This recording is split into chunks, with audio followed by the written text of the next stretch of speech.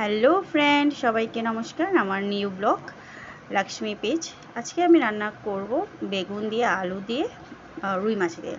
তো এই যেখানে আমি আলু বেগুন তেলের মধ্যে দিয়ে লবণ, হলুদ, এরপরে জিরের গুঁড়ো, তারপরে এই যে ধনিয়ার গুঁড়ো দিব। এখন ধনিয়ার গুঁড়ো দেওয়ার পরে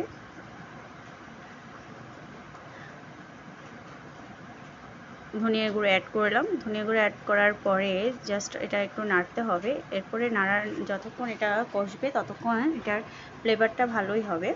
তো আমি বারবারই বলি, রান্নাঘরে যখন রান্নার জিনিস একটু কষানো হবে তখনই এটার স্বাদটা খুব দ্বিগুণ বেড়ে যায়।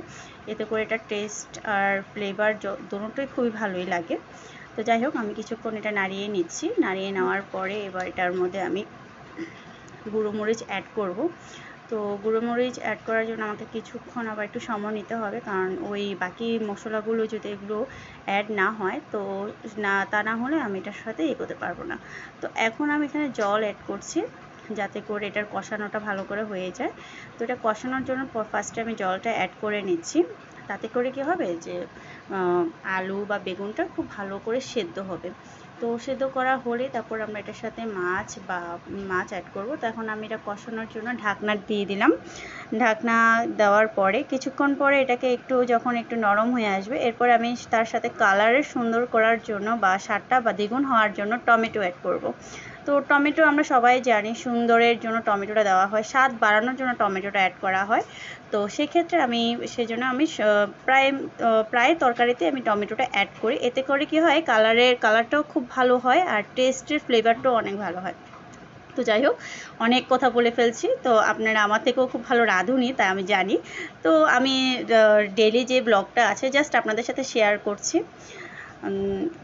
কোনো যদি আমার দোষ গুণ বা কোনো যাই হোক, আমাকে ছোটো বোন হিসেবে ক্ষমা দৃষ্টিতে দেখবেন। তো যাই হোক, এবার কষানো হয়ে গেছে। এবার আমরা জল অ্যাড করছি। জল অ্যাড করার পরে জাস্ট আবার একটু নেড়ে দিচ্ছি।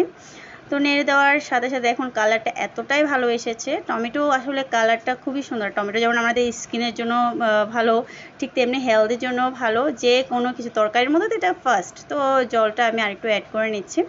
জল অ্যাড করার পরে এটা আবার আমি বয়েলড করার জন্য একটু দিয়ে দিব। বয়েলড হলে এরপর আমি মাছটা অ্যাড করে নেব। তো যাই হোক, এই যে বয়েলড হয়ে গেল। বয়েলড হওয়ার পরে এবার আমি মাছটা দিয়ে দিব।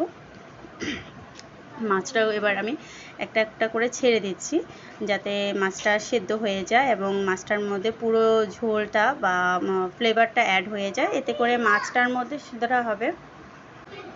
তো এবার চলে আসলাম আমরা এখানে মাছটা সব দেওয়ার পরে আমরা এবার দেখি, এবার কিছুক্ষণ অপেক্ষা করব। কিছুক্ষণ অপেক্ষা করার পরে জাস্ট তরকারিটা নেড়ে দিব। তরকারিটা নাড়া দেওয়া হলে জাস্ট একটু জলটা একটু দিয়ে, কারণ মাছ অনুপাতে যখন তরকারি কম হয়ে যায় তখন একটু জলটা অ্যাড করতে হয়, তা না হলে পুরা মাখা মাখা হয়ে যায়। তো সে কারণে আমি একটু জলটা অ্যাড করে নিলাম। তো এবার কিছুক্ষণ পরেই দেখো রান্না হয়ে গেছে। কালার আর আমার ছেলে তো আজকে এটা রান্নাটা এত ভালো পছন্দ করেছে। তোমরা প্লিজ এভাবে একবার রান্না করে দেখো, তখন আমাকে প্লিজ কমেন্ট করে জানবে। আর হ্যাঁ, আমার সাথে থাকবে সবসময়, যেহেতু আমি নতুন পেজ ওপেন করেছি। আশা করি তোমাদের আশীর্বাদ আমার সাথে থাকবে। তো দেখো, এই যে আমার মাছের কালারটা এতই ভালো লাগছে, আমার তো দেখেই লোভ লাগছে।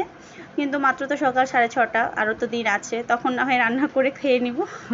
ওকে, আমার পাশে থাকবে, সবাই ভালো থাকবে, সুস্থ থাকবে আর অনেক আশীর্বাদ করবে।